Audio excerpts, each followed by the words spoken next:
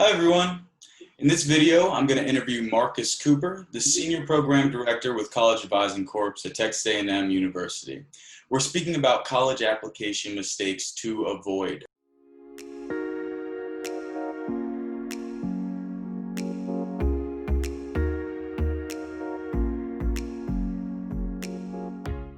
Marcus, thanks so much for joining us.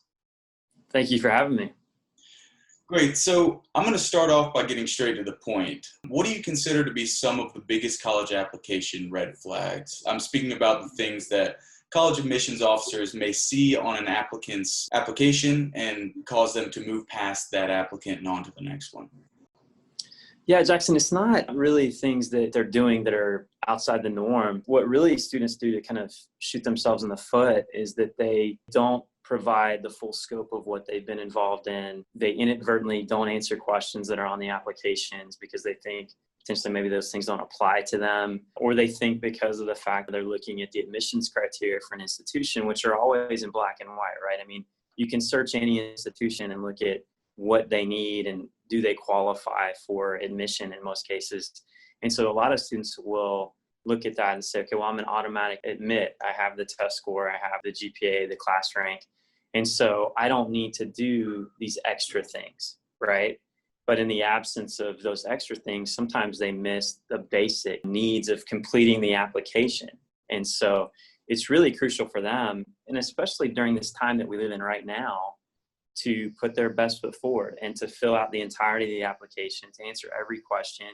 And I think when you talk about mishaps or missteps for students, a lot of it is just some of those components that they're not filling out apply to the scholarship part, right? And so, yes, you might be an academic admit, you might be automatically admitted to that institution, but in not answering those questions, really those missteps are potentially affecting the financial aid they receive, either academically or just involvement wise. And so it literally is spending the time just to go through and answer every question, even if they think that's more than is needed.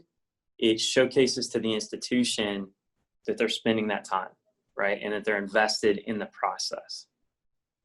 Okay, great. So say a student had an obvious slip up in the past, something that they can't really correct now, so bad grades first semester of junior year or something like that.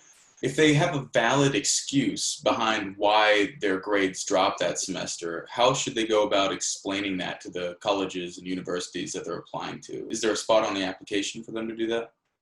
Yeah, it's a great question, and it's going to vary. In most cases, institutions have gone to the essay component to the application, providing a student with the ability to share more about themselves. In the past, a lot of the essays, and in some cases they still are, but they were kind of cookie cutter, like answer this scenario-based question, how you deal with it or whatever. But now, most schools are at least providing one of the essay topics to share more about the student.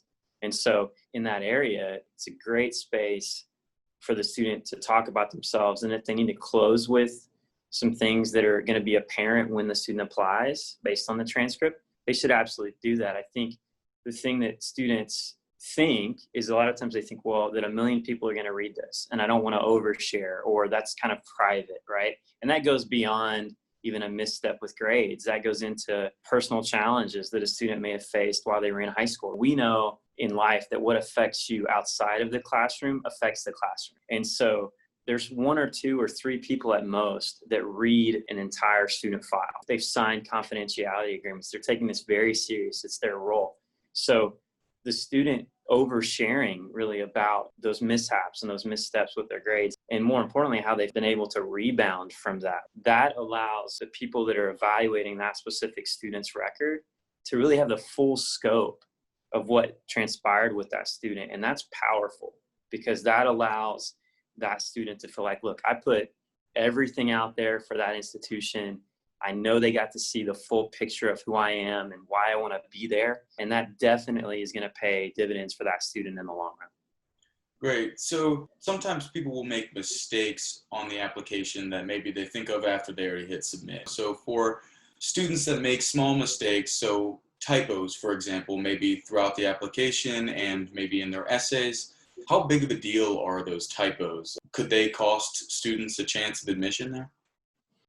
I mean, they could. I mean, it depended upon if it looks like the student rushed through it and didn't give their best effort, absolutely.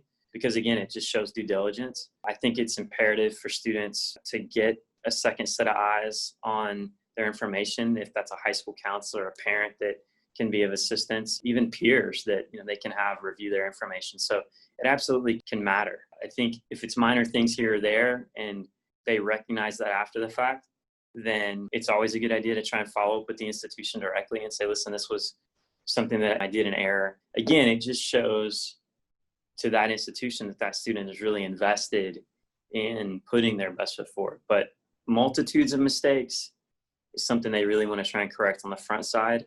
A few minor things after the fact, they absolutely want to reach out to the institution to share that those were things that were done in error. Okay, just kind of to wrap up here, this is another mistake that isn't necessarily one a student would make while filling out the actual application, but would have made in the past potentially. And I just kind of want to gauge the severity of the mistake. And that's switching up a schedule to be relatively inconsistent. So say a student is taking 3 APs their sophomore year on a great path, has relatively good and would be expected to continue to take APs their junior or senior year, and they don't do that. Is that a big deal? Should students always try to have a consistent schedule?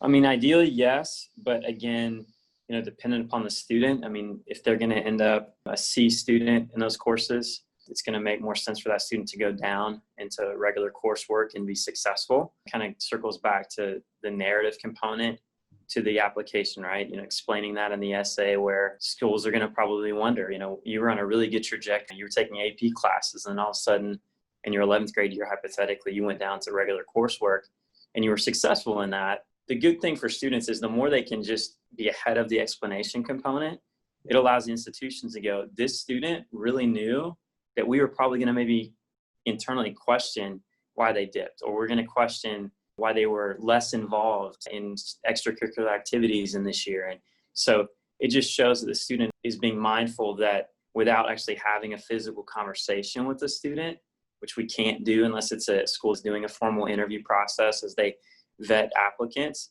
99% of institutions are looking at what they've applied with, and we're trying to get a picture for that student. So the more they can share, the better it's going to end up in the outcome for the student in the positive. Great. Well, thanks for joining us today, Marcus. Thank you for having me. If you like this video, please give it a thumbs up. And for more interviews like this, please subscribe. Have a great day, everyone.